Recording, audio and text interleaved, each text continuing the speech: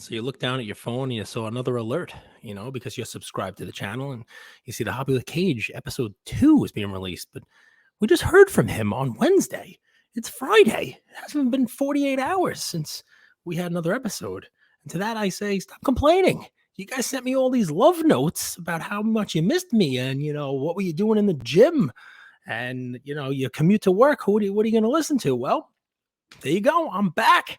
It's not every day, but it's every other day. And let me also say, I had a guest episode ready to rock. You're gonna get some guest episodes. I was gonna do just me, then a guest, but I don't want you to have Bro Namath overkill. Yep, I just teased the guest. Already recorded with him, but as I am releasing this episode today, the Reckless family and their adopted son Manny over at the Too Thick podcast. Go check them out if you haven't listened already. Just a lot of fun, real hobby guys just having fun.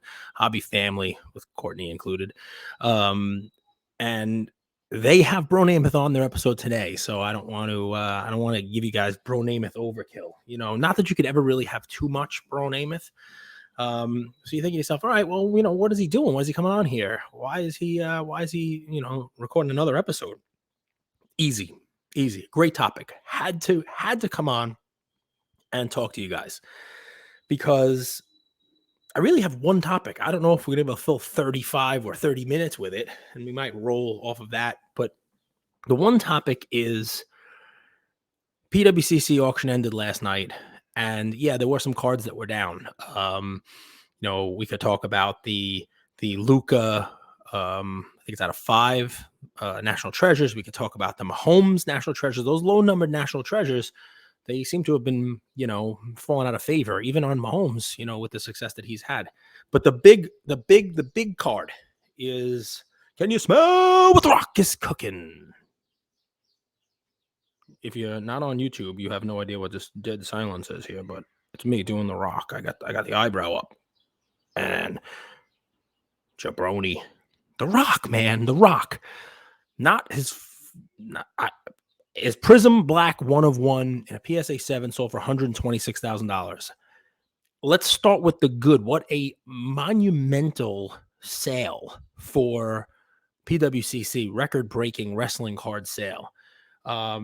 It is a great number because the eyeballs it will bring for that card and that genre, that little niche of collecting wrestling cards, it's going to be amazing. Not to mention the dude who bought it has already posted about it, so it appears to be as legit of a sale as it can be. The positives, it's going to get some press. People are going to be looking at the, wrestling cards a little bit differently. It's not just David Peck and Uncle Danny and Freddy Krueger, what's his name, Robert Englund, and, Drake's PC and what's McGrath. There's wrestling card guys, right? It's not just a couple of half dozen of them sitting around yelling that wrestling's awesome and wrestling cards are great.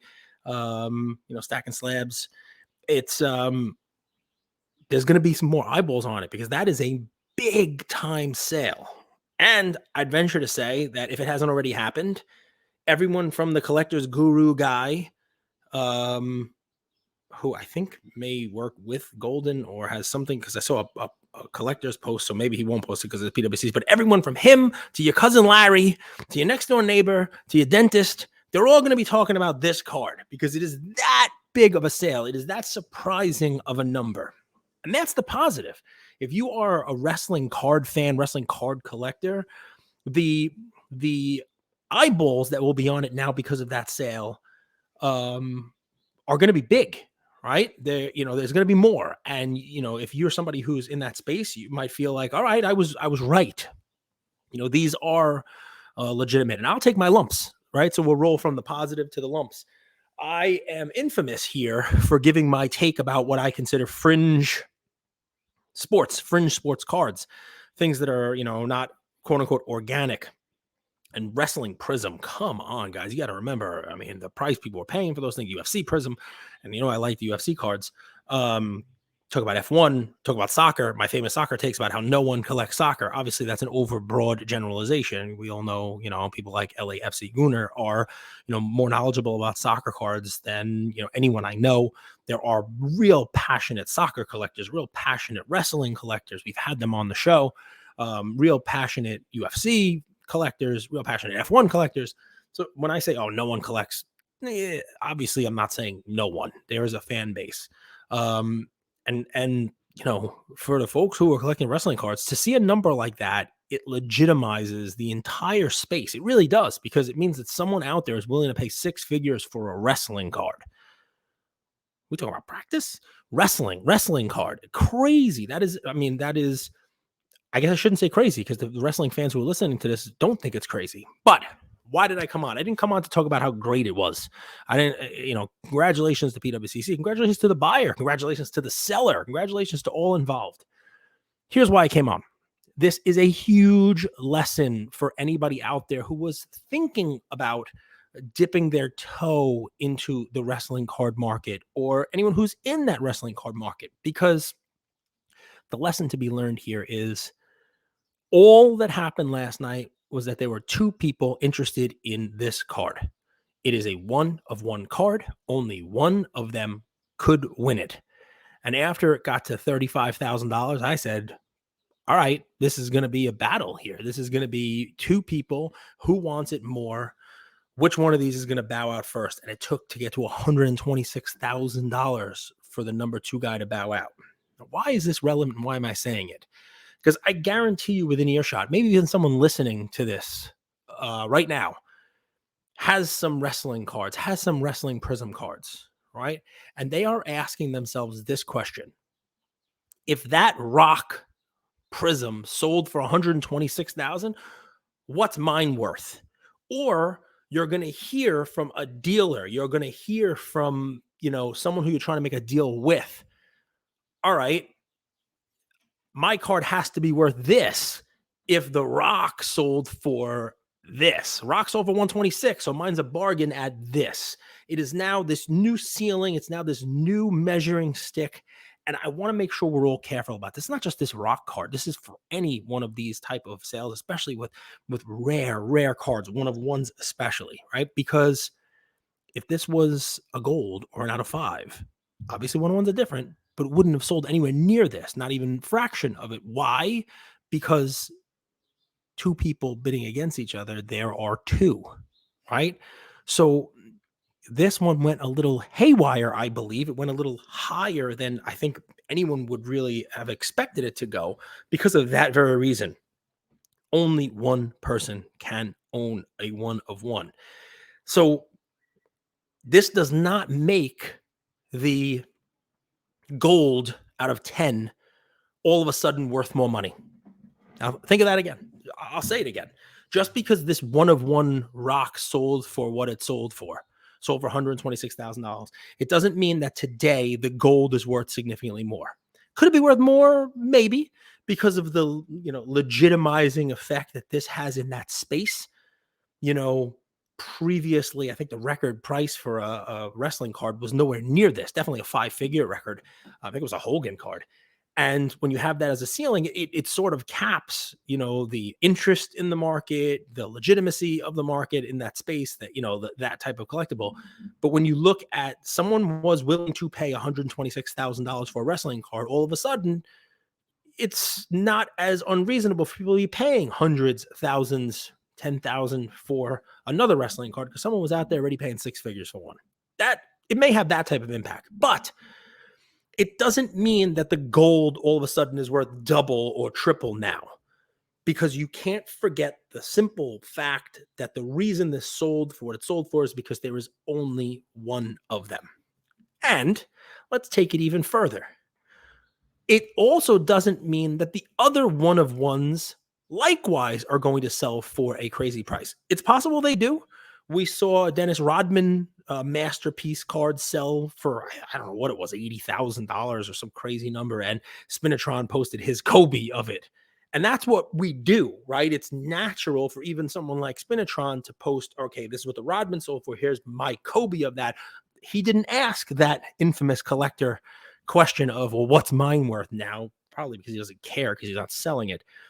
But that's the next progression. There is someone out there with the Prizm one of Roman Reigns who is thinking today that maybe their card is worth 75 or 80 grand if The Rock was 125. And that's just not the way that it works. All right. You need two people to think it's worth near that $85,000 and somebody bow out at 80 or 84. That's what made this rock sell for what it sold for. Now, you want your head to really spin.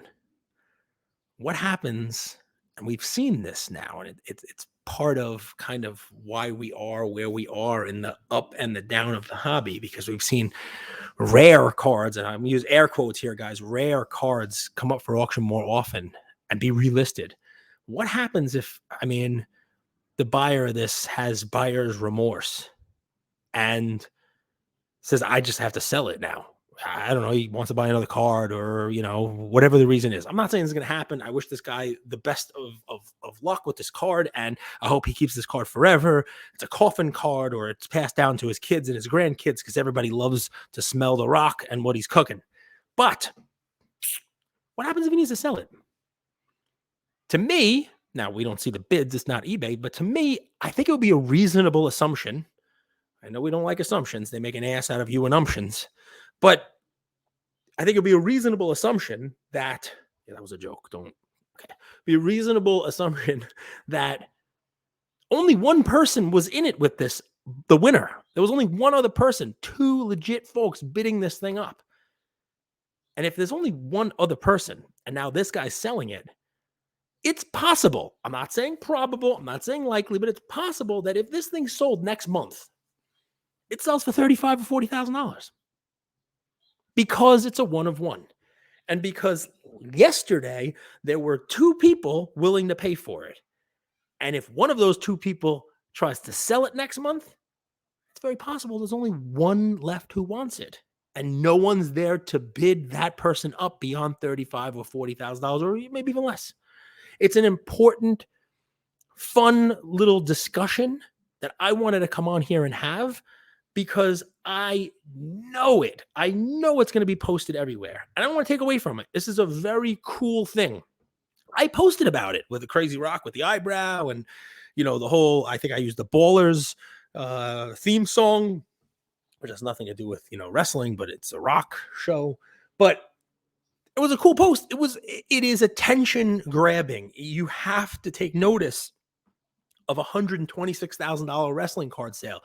And I would venture a guess to say that if you're on social media today, tomorrow, the next day, no matter who you follow, someone who is in your feed is going to be posting about this. And here I am dedicating almost a whole episode to it. So I'm guilty of it myself.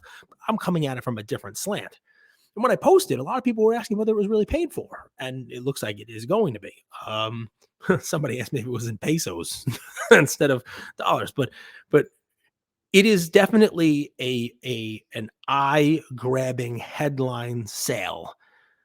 What I wanted to do was something that I don't think anybody else is really doing, and that is, let's peel back the top layer of this. We'll give out the kudos, we'll give out the congratulations. Heck, the guy who consigned this with PWCC's got to be thrilled right now, right? But there are a lot of people out there who are now under the misconception that this sale impacts their card and the value of their card. And while it may slightly, it does not in the way that they are thinking. It does not automatically mean that their card out of 5, out of 10, or out of 25 of The Rock or someone similar is now worth X, is now worth 2X, 3X, you name it, because of this sale.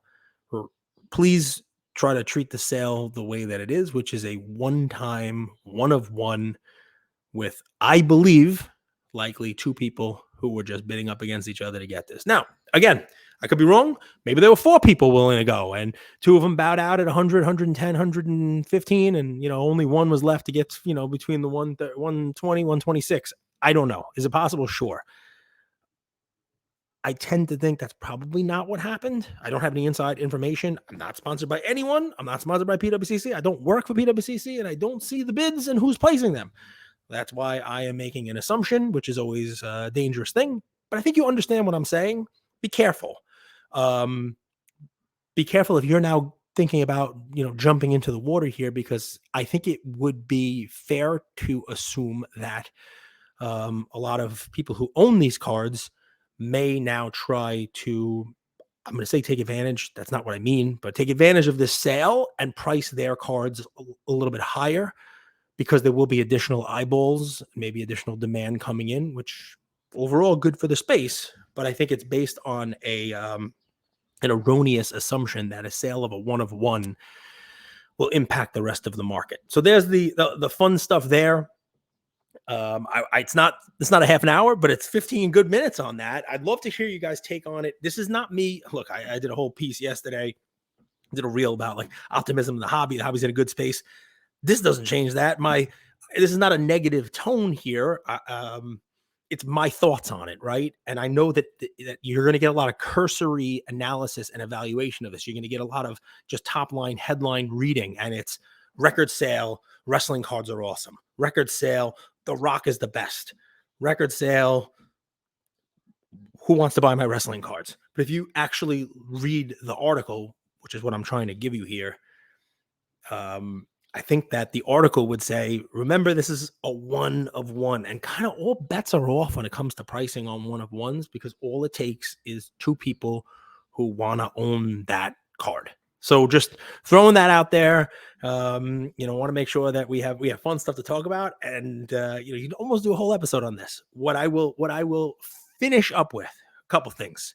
One, I got a Bro Namath episode ready to rock. What day should I release it? Should I do it Wednesday, Friday, Tuesday, Monday? What should I do? Wednesday, Friday, Monday? You guys tell me in the comments when you want to see the next episode. Should I have should I have the guest episode on Mondays? I don't know. Remember, we're going to do Black Jaded Wolf on Mondays. I don't know. We're going to have to figure all this out, man. It's fun. It's new, starting over. And I want to take I'm like Beckett. I'm going to have some focus groups. I'm going to take your opinion into account. And I'm gonna do what you guys say. See that? See how this works in the hobby? So I got that guest episode coming. It was a great episode. I always learn from that guy, always. And we had him on a bunch of times on the show previously. And yeah, so it's funny. I mentioned in one of the my OG groups, one of my Instagram groups, which, by the way, anyone can DM me if you want to get into an Instagram, group of fans of the show. Please send me a DM. I said people are like, oh, you were good as a solo. What do you think? What's the difference?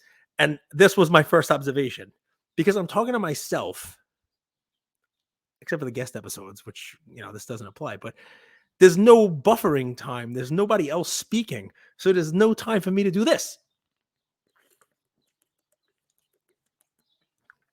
Without giving you 4 or 5 seconds of me slurping soda as the only thing you're hearing. I used to be able to put it on mute, wait for Andrew to talk, and then boom, sneak a sip of soda.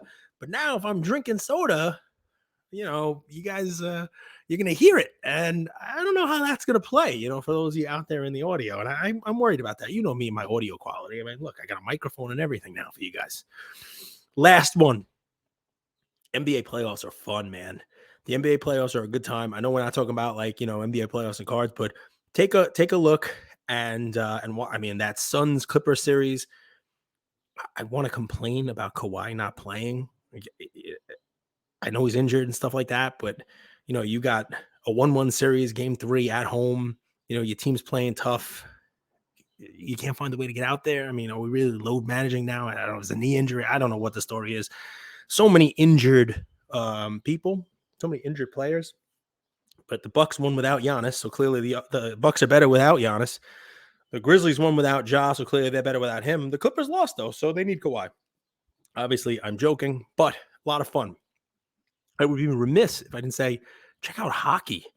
Man, hockey playoffs are crazy. New York, New Jersey playing against each other. That's insane. People here, down the block are fighting with each other. And, it's like a civil war here. Neighbors and family members fighting against each other. It's a fun time for for sports cards and for the hobby. Um, and I'm loving the content coming out of the Toronto Expo. People are texting me and giving me kind of their rundowns. The one fun comment that I got from somebody in via text was that's not a lot of vintage baseball in the room. And they also said that dealers are not looking to trade. Dealers are looking to sell.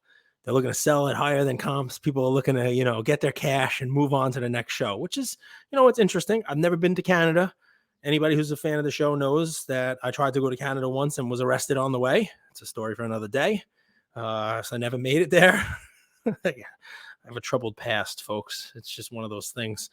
But I mean, the content coming out of the Toronto card show, it looks like everybody's having a good time there. That expo, and yeah. So I mean, I can keep this one short. I don't like to waste your time. I really did want to just come on here and chat with you guys about that rock card. There were some other amazing cards that ended in the PWCC auction. I didn't want to make this like a a PWCC recap. It's just that one card. But if I were to do sort of a recap, and you're interested, take a look at some of the Trae Young cards and what they ended for, and compare those cards to what they sold for last year and the year before. It really is amazing to look at that. White Sparkle cards down like 85%. His gold Prizm card down significantly. National Treasures cards all down. Basically, Trae down across the board. Trae actually made the playoffs, and last year was in the Eastern Conference Finals. We talked about it. Guards have a tougher time usually in the playoffs. They let you play a little bit tougher defense. So, guards usually don't step up in the playoffs. The big men and the wing players do. But I bring this up for a different reason. I bring it up because every year there's another class of rookies. And Luka and Trae 2018, those were the names. 2019, Trae, 2020. We would talk about Luka and Trae as like, what's a fair multiple between the two of them? Is it 3 times? Is it 4 times? Did it stretch to 5? Should it be closer to 2? Is Trae a bargain when compared to Luka? And Luka's cards have come down a lot also. But why I bring this up at the end here, take a look at the auction and you look at the prices and just, how much they've dropped, is another cautionary piece for 1 minute, if you'll allow me. A lot of people are buying basketball prospects now. A lot of people are buying your, the Cade Cunninghams last year, your LaMelo Balls and your Anthony Edwards, and the Evan Mobley's this year's rookie class as well. And well, you really can't buy this rookie class yet because Panini is so behind. But the Chet Holmgren cards are coming out now, and Paolo Banchero. Look at what Trae has done. I know he's a guard, I know he's a different type of player, but look at what he has done since he came in the league in 2018. And look at what his cards did in their first couple of years, and look at where they are now. And I know that you can kind of model that out over the overall run up and slide back down of cards overall. But I say this because look at what Trae's numbers are. And I know numbers aren't everything, right? But look at what Trae has done. Playoff success, hasn't won a championship, playoff success, individual success, numbers, point totals, assist totals. Like, he has performed at a level that I think any of the rookies from the last couple of years would be thrilled to perform at, thrilled to have those numbers and that type of, team success as well. And yet those cards, people are paying pretty significant numbers for, getting into breaks and paying significantly high prices for sealed wax. And ultimately, I fear that each and every one of them will pale in comparison to even Trae.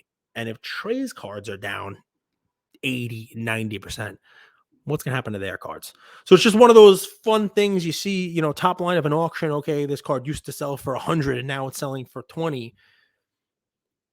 It's not just an isolated thing. What I try to do is now, what can I learn from that and apply it to, collecting going forward, investing going forward. And, to me, it right now, the way that comes out for me is just preaching a little caution when it comes to the younger players and the prices being paid for them. I know everybody gets excited about this stuff. I know everybody's excited about the new rookie class.